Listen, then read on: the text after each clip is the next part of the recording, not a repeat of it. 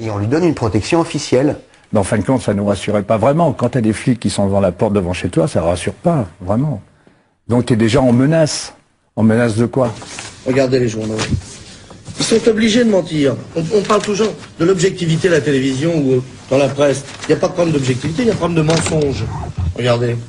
Vous avez ici, si on pouvait approcher une caméra. La une alors. La une, par exemple. Oui. Vous avez ici le Figaro et l'horreur, comme dirait mon camarade Magda, ici présent. Vous voyez, la couverture n'est pas du tout la même. Vous voyez, la couverture n'est pas du tout la même. Mais par contre, dès que vous ouvrez le journal, allez-y, ouvrez le journal.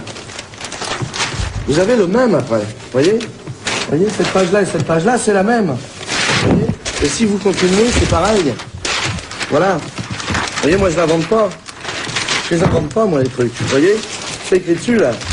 On a deux journaux rigoureusement identiques. Est-ce qu'on voit ça? Hein? Regardez. Vous voyez? Les gens qui achètent Laurent n'achètent pas forcément le Figaro, mais c'est les deux mêmes. Alors, je voudrais pas dire que je revendique le droit de râler contre tout ça, mais j'ai l'impression quand même qu'on est un peu cerné. Qu'est-ce que vous en dites? On n'est pas cerné, vous?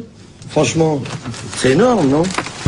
Quand il montre en direct ces deux journaux identiques, Coluche prend un très grand risque. Il se met à dos en effet Robert Hersant, le patron de ces deux journaux. L'homme qui, à l'époque, contrôle la majorité de la presse de province en France. Hersant ne cache pas ses idées conservatrices et en l'attaquant, Coluche a choisi son camp, celui de la gauche radicale et critique.